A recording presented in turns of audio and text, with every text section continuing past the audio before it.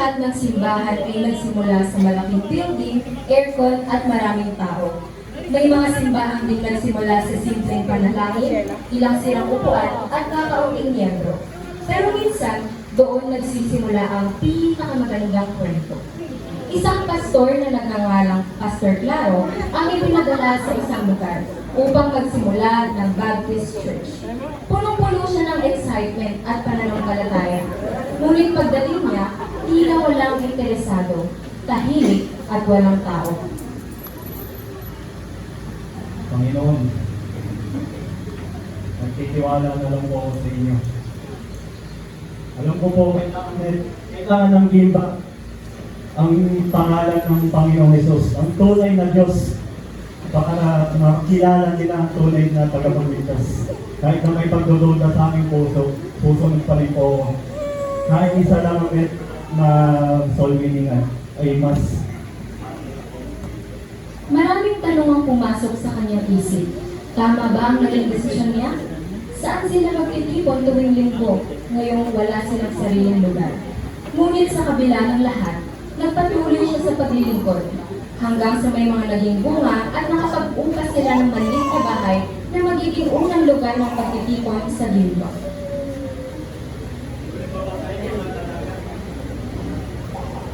Araw-araw silang lumalabas upang magbahagi ng ebanghelyo. May mga tumanggi, may mga natawa, pero mayroon din mga nabuksan ng puso ng Panginoon.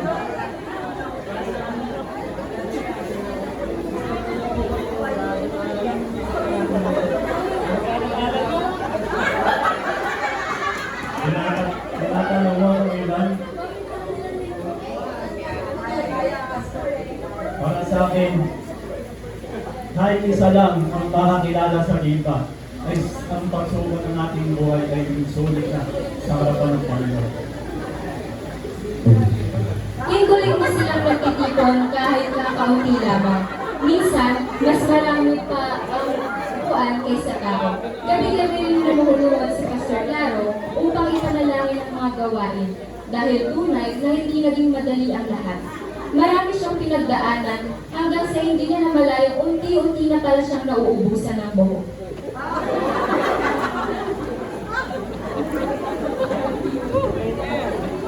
Ngunit sa kabila ng pagod, pananalangin at pagpapagal, dumating din ang kasagutan ng Panginoon. Sa wakas, nakuha rin ng lupang kinatatayuan ngayon ng Gimba Bible Baptist Church. Nagpapasalamat ko ang Diyos, mga kapatid, na sumusuporta. Salamat sa Diyos sa suporta ninyong mga member, na kung saan ang panimula ng Gimba Bible Baptist Church ay kasama ko kayong mga nagsumo, nagbigay ng time para sa gawain. Salamat, pinapasalamat ko ang Panginoon dahil kayo mismo ay inaligtas at tumugon sa panawagan ng Panginoon. Dumating ang panibagong yugto ng gawain. Naipasa ang pamumuno mula kay Pastor Claro patungo kay Pastor Emmanuel. Mula noon, unti-unting nagdagdagan ng mga umaaten at tumutulong sa ministry. Noy, halika dito.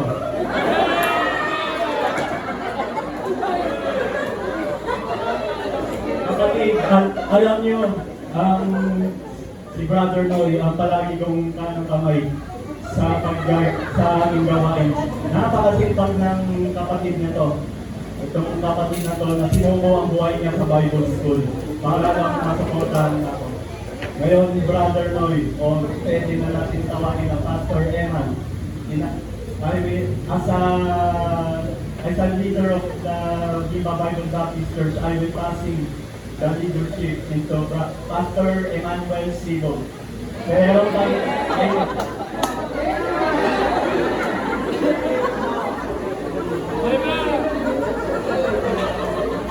Hindi naging madali ang umpisa ni Pastor Emmanuel, kahit pa nasimula ng mga gawain ng kanyang pamumunuan. Wala silang maayos na microphone, kulang sa speaker, pero marami silang manok na maingay. Dahil ang Panginoong Jesucristo ay namatay sa krus ng Kalbaryo para sa kasalanan ko at kasalanan nating lahat. Amen po ba? At ito pa nga, bigla silang nawalan ng kuryente.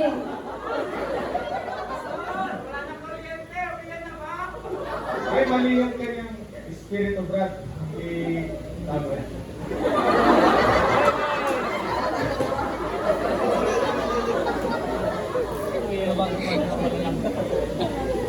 Habang lumalago ang gawain, may ilang miyembro rin nagkaroon ng maling motibo sa paglilingkod. May isang miyembro na gustong siya lagi ang napapansin, naging mapagmataas siya at gustong makilala sa bawat ministry na kanyang ginagalawan. At ito nga yung mga itinalaga ko bilang MC at leader natin sa service namin. Nawa, maasahan ko yung mga trip sa mga youth men. Brad, dali ka. Sige. Ito, Brad, magpagupit ko ako ng song.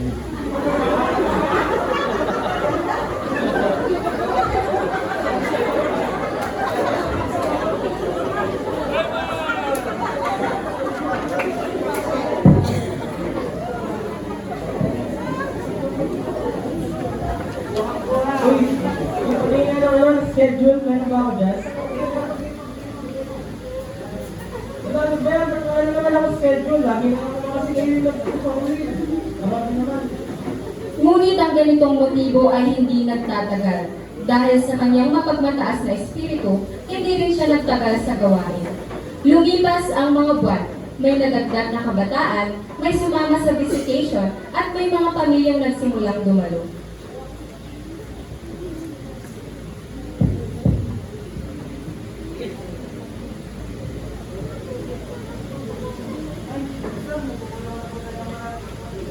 Ay, Aiden, Brad. Yan yung matagal kong problema ng Bibigla. Brad, tapang nga pa yung mga people. Ang ito yung wala natin mga Bibigla.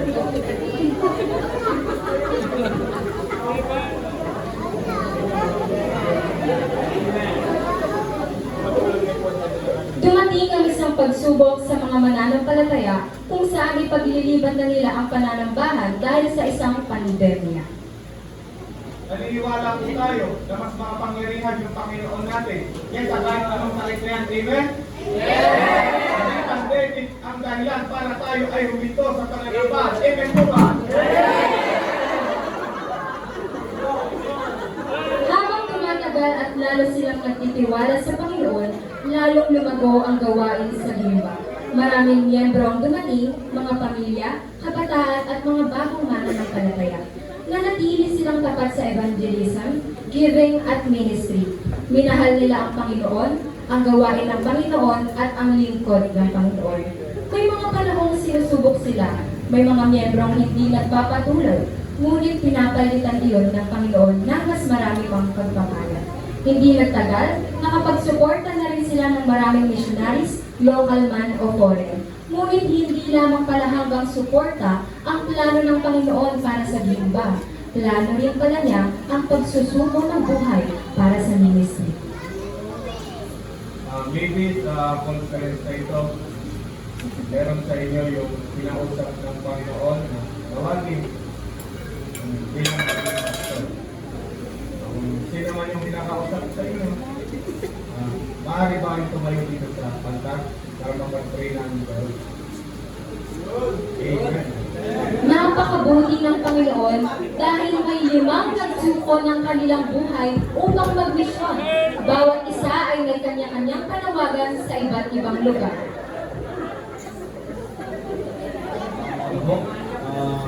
Ako pala si Pastor Edgar. Pastor ko sa Barangay Kabayan. Yun po si Brother Tutumio Tigulo.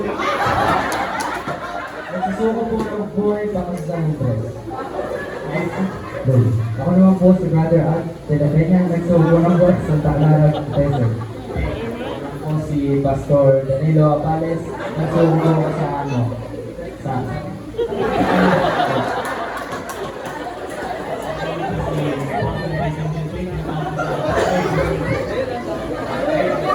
Nagpatuloy ang paglago ng Gimba Bible Baptist Church. Mas marami pang miyembro ang nabautismuhan at nagamit sa ministry. Mas marami ring missionaries ang kanilang nasuportahan. At habang tumatagal, naging panatag ang mga miyembro sa pamumuno ni Pastor Emmanuel. At ito nga sila ngayon, masayang naglilingkod sa Panginoon.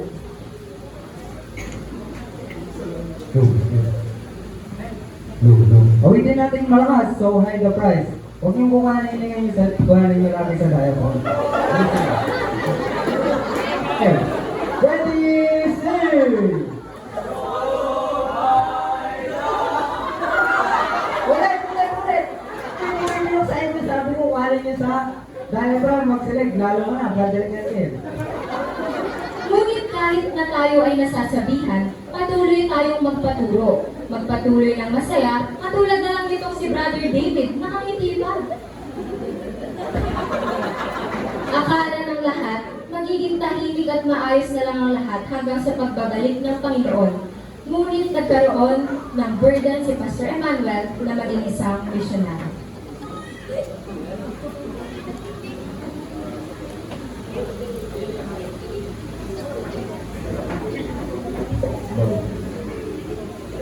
Alam nyo, mga members, habang nabubuhay tayo at ginagamit ng Panginoon, hindi pa rin talaga nawawala yung panawagan ng Panginoon atin sa bawat isa.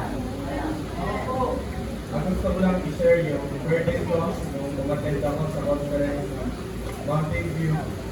Na-challenge ako sa isa sa mga nag-preach doon na isa sa mga bansa sa Southern America yung kailangan ng missionaries. At kung nakinig mga kapit sa pananalangin sa Panginoon, kaya nilinaw niya na sa akin na gusto kong magsuro ng buhay. May specific, gusto kong magsuro sa lugar ng buhay. Kaya church, maganda kayo. Alam ko, may church na kayo na pag nagsuko ako ng buhay, tumawag kayo, lalo na kayo mga kapit. Hanggang sa nagkaroon ng pagpupulong ng mga men kung saan sila ay nag-usap-usap at nanalangin kung sino ang ipapalit na magpastor sa Gimba Bible Baptist Church.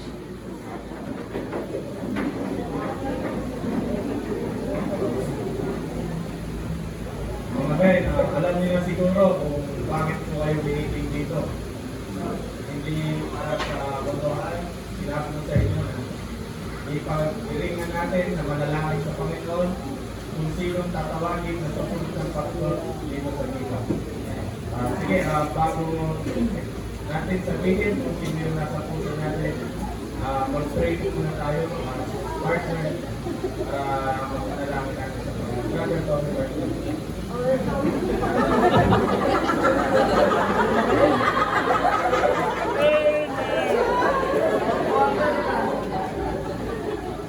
Ngayon, pananalangin natin, may na yung Panginoon na bilang magiging leader ng Gimba Bible Baptist Church. Inuulit ko, hindi ito butuhan, yung Panginoon yung naglilitaw sa puso natin. Brother, ito kami pangunahan. Ako po, bilang President Tommy Kogi, ito po ay pinag-pray po at niligaw po sa akin. Ang niligaw ng Panginoon para sa akin ay si Brother may Pastor Rongo ng San Andres Bible Baptist Church.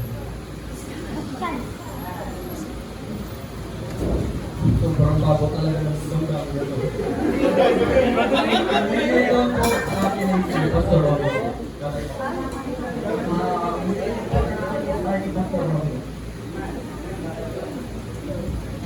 Hiniling ko sa akin po si Pastor Rongo. Po, Hiniling ko sa akin ay si Pastor Rongo.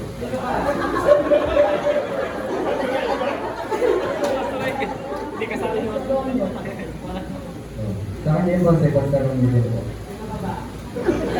Ano po, si Pastor Rongo po. At si Pastor Romeo nga ang itinalagang bagong pastor ng Gimba.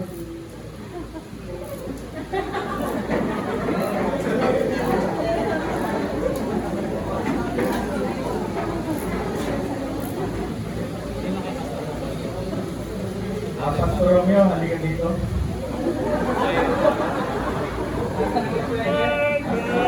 As a current leader of Gimba Bible Baptist Church, pagmitingan na din namin ng mga men na to. I'll pass the leadership of being pastor to Pastor Romeo Tico.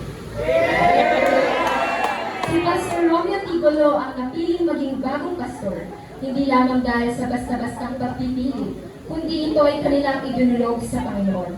Nakita kay Pastor Romeo ang puso ng tunay na naglilingkod sa Diyos. Kaya naniniwala ang bawat isa na siya ang itinawag at pinili ng Diyos upang manguna sa panibagong yugto ng ministeryo ng Panginoon.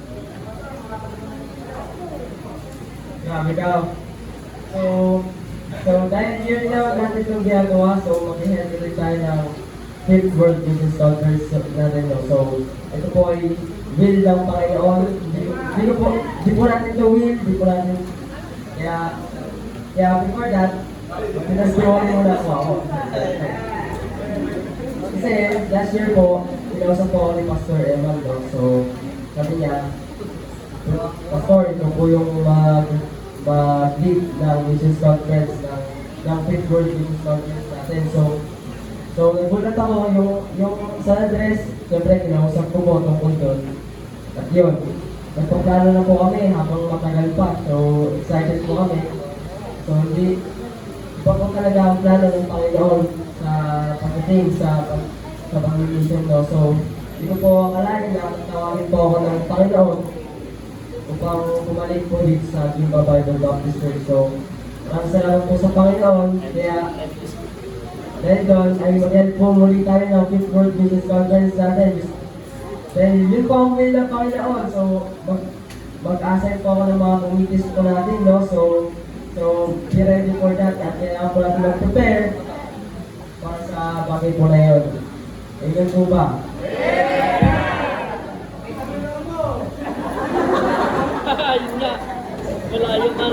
Sa bawat maliit na simula, may mga panahong nakakapagod, nakakaiyak, at parang gusto nang sumuko. May mga araw na kakaunti lang ang dumadalo, maraming pagsubok at tila walang nangyayari. Pero sa kabila ng lahat, nananatiling tapat ang Diyos. Tapat siya sa bawat panalangin. Tapat siya sa bawat pagod ng mga naglilingkod. At tapat siya sa gawain na minsan nagsimula lamang sa simpleng Bible study at ilang taong may pananampalataya. At ngayon, habang nakikita natin kung paano pinalago ng Diyos ang kanyang iglesia, ang awiting ito ay magsisilbing patotoo ng kanyang kabutihan at katapatan.